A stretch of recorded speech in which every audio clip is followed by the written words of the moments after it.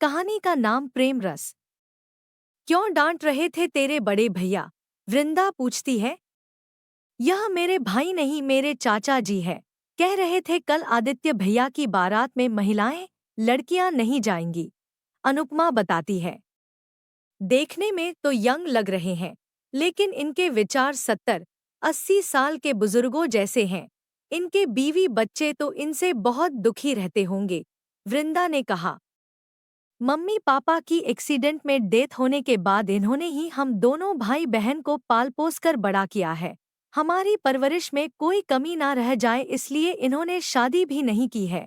यह आदित्य भैया से 15 वर्ष और मुझसे आयु में 17 वर्ष बड़े हैं, अनुपमा बताती है। यह क्या काम करते हैं? वृंदा पूछती है। रवि चाचा क्रिकेट अकादमी में कोच है। वह रणजी ट्रॉफी भी खेल चुके हैं, अनुपमा बताती है।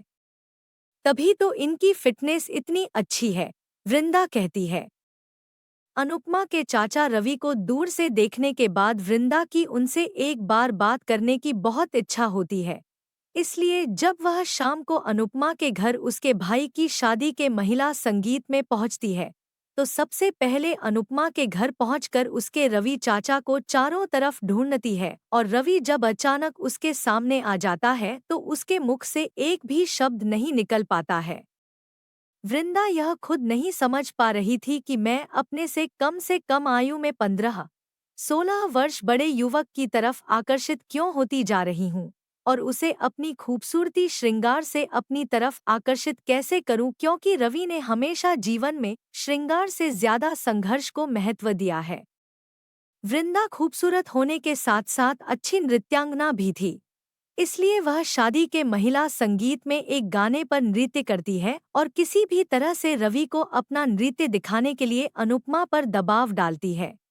अनुपमा बड़ी मुश्किल से उसकी यह ख्वाहिश पूरी कर पाती है, लेकिन जब रवि वृंदा का नृत्य देखने के बाद उसकी तारीफ किए बिना वहां से चुपचाप चला जाता है, तो पढ़ी लिखी डांस स्कूल चलने वाली वृंदा समझ जाती है कि रवि कोमल दिल का नहीं, बल्कि कठोर दिल का युवक है। लेकिन उसकी यह सोच गलत थी, क्योंकि रवि को जीवन में पहली बार श्रृंगार रस का महत्व समझ आया था। वह वृंदा के नृत्य के साथ साथ उसकी खूबसूरती श्रृंगार यानी कि सजने संवरने पर मोहित हो गया था। रवि को समझ आ गया था कि जीवन में संघर्ष के साथ अगर स्त्री पुरुष श्रृंगार को भी महत्व दे तो जीवन का संघर्ष आसान हो जाता है, क्योंकि श्रृंगार स्वयं को तो आनंद खुशी देता ही है, बल्कि आपको देखने वालों को भी आपको देखकर अच्छा महसूस होता है, क्योंकि भूत चुड़ैल को देखना कोई भी पसंद नहीं करता है। इसलिए तभी तो श्रृंगार रस को रसराज रसपति कहा गया है। इसलिए रवि सुबह उठकर अनुपमा से कहता है, आज शाम को आदित्य की बारात में महिलाएं, लड़कियां भी जाएगी और सब खूबसूरत दिखे इसलिए खूब सज संवार कर श्रृंगार करके जाएंगी। और पुरुषों लड़कों से भी कहता है, सब खूब सज संवार कर श्रृंगार करके शाम को बारात में जाना। जब रवि दूल्हे से ज्यादा श्रृंगार करके खूबसूरत यंग दिखाई देता है तो वृंदा रवि को देखकर उसे आई लव यू कहे बिना अपने को रोक नहीं पाती है।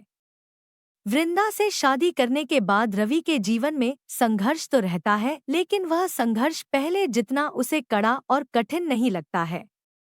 समाप्त। लेखक राकेश नरेला, दिल्ली।